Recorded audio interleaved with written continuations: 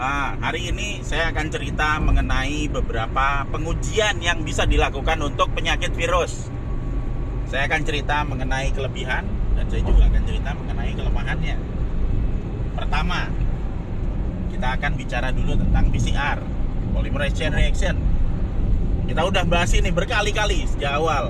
Pengambilannya lewat swab bisa, atau mau lewat jalur manapun juga bisa. Tidak hanya swab. Tapi sekarang yang kita bahas adalah uji PCR untuk deteksi virus melalui swab. Swab hidung atau swab tenggorokan. Nah, yang harus dipahami adalah bahwa uji PCR lewat swab ini adalah untuk mendeteksi keberadaan virus. Keberadaan virus di mana? Keberadaan virus yang ada di hidung dan ada di mulut, bukan di dalam tubuh. Ingat ya, bukan di dalam tubuh loh. Di hidung dan di mulut. Sehingga uji PCR berdasarkan swab ini akan bisa mendeteksi keberadaan virus, benar, tapi tidak akan pernah bisa membedakan antara terpapar dan terinfeksi. Karena baik yang terpapar baru kena pertama, cuman ada di sini, ya kebaca positif. Sementara yang terinfeksi kalau udah kena parah kemudian dia mulai ngeluarin, itu juga akan kebaca positif. Jadi uji PCR tidak bisa membedakan antara orang terpapar dan terinfeksi.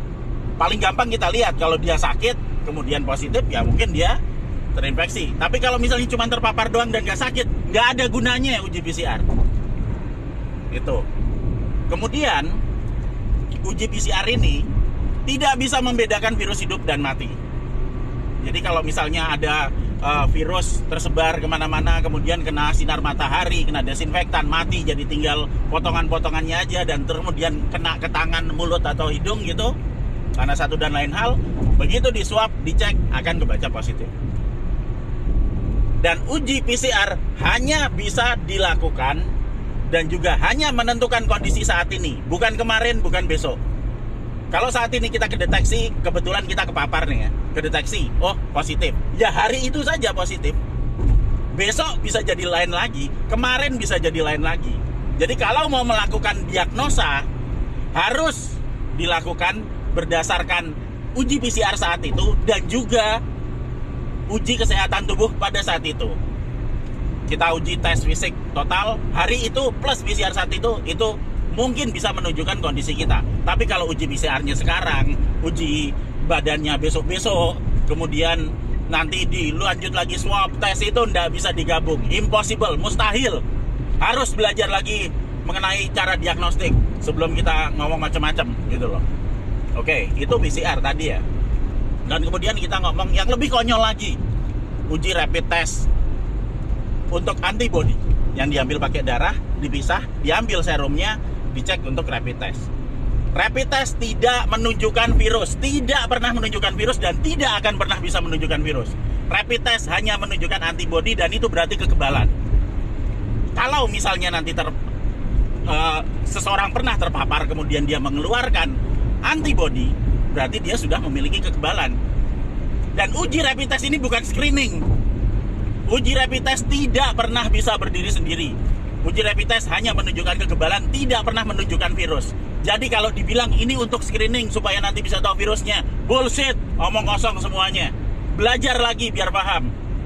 Kalau kita mau uji rapid test itu bisa dilakukan sebagai diagnosa, harus dilakukan bersamaan dengan uji PCR swab pada saat itu juga, dan juga uji diagnosa fisiologis tubuh pada saat itu juga. Kalau misalnya itu nanti dilakukan terpisah, udah nggak ada gunanya, dibuang aja ujinya. Jadi yang dilakukan untuk sekarang saat ini, uji rapid test antibody untuk mengecek keberadaan virus, itu pekerjaan yang sia-sia dan pekerjaan yang nggak berguna. Kalau mau harus dilakukan barengan sama PCR dan juga plus dengan uji fisiologis. Baru nanti kita bisa menentukan kondisi kita saat itu, bukan besok, bukan kemarin. Jadi kalau saat ini kita misalnya ternyata dalam kondisi sehat, belum tentu besok nggak akan sakit. Atau sebaliknya, jika saat ini kita sakit, belum tentu besok terus sakit, bisa jadi sehat.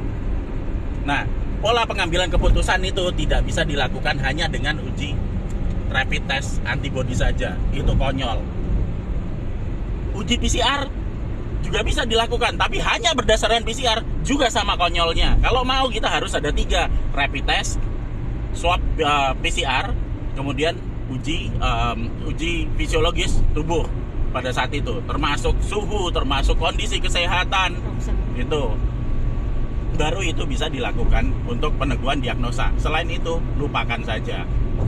Kita punya otak, kita bisa berpikir, kita bisa menentukan nasib kita sendiri tanpa harus tergantung, tanpa harus diteror sama orang lain. Kita tetap jalan, kita tetap berusaha, dan kalau kita bisa menganalisa, kita bisa lawan semua terornya. Makasih.